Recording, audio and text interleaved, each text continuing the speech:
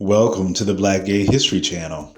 Please share this video and subscribe to this channel for more captivating content.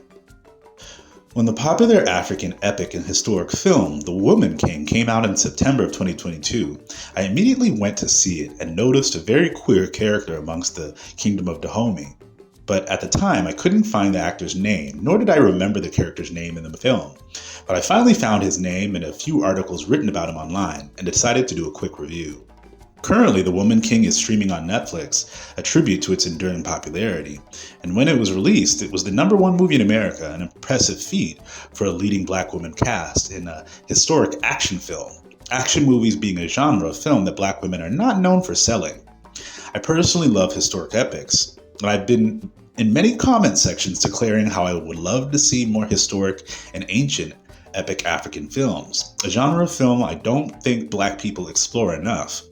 Even many of the greatest epic African films involve modern colonialism, which is disappointing because obviously the continent of Africa has thousands of years of stories and myths that happened long before that. But this film was a great step in the right direction. Now, of course, I've heard much of the discourse saying this film was historically inaccurate in some of its themes, but I say to them, please, then make something better, because I think they did a great job telling a snapshot of the Dahomey Kingdom's history through the eyes of the Agoji, the warrior class of women, in just 2.5 hours.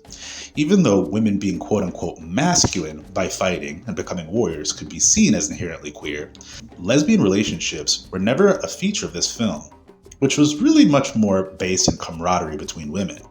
As we know, women hardly had any autonomy in many West African kingdoms prior to and during colonization, but the Agoji were able to live outside of the confines of marriage, and I wouldn't be surprised if some of them were in fact in relationships.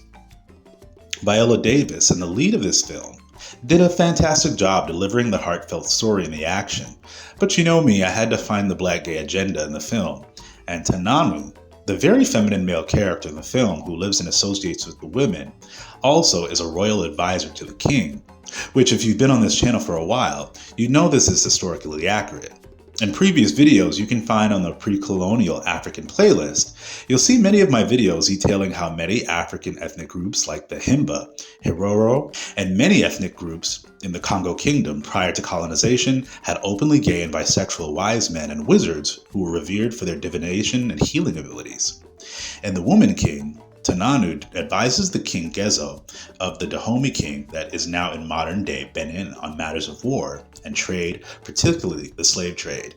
In The Woman King, the eunuchs are the only men allowed in the palace of the Agoji amongst the women, which again alludes to the same concept I've spoken about many times on this channel, how eunuchs were culturally associated with gay men and trans women in many North and West African kingdoms. And in this film, Tananu is an example of a femme eunuch who had political power in the Dahomey Kingdom prior to colonization.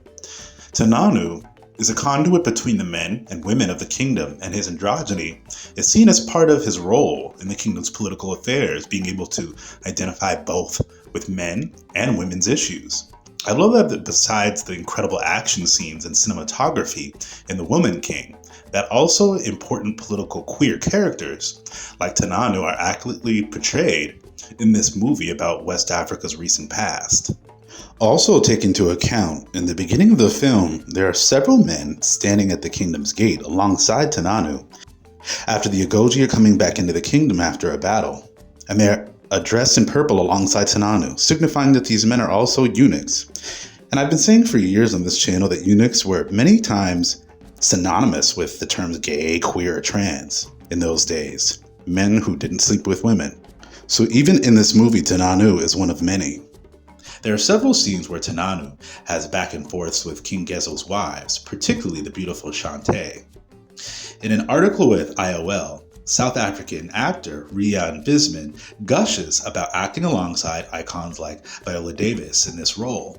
Though he has no on-screen romances, I love that a visibly queer character that was historically accurate was included in this film. Shout out to South African actor Rian Visman for bringing some color to this movie.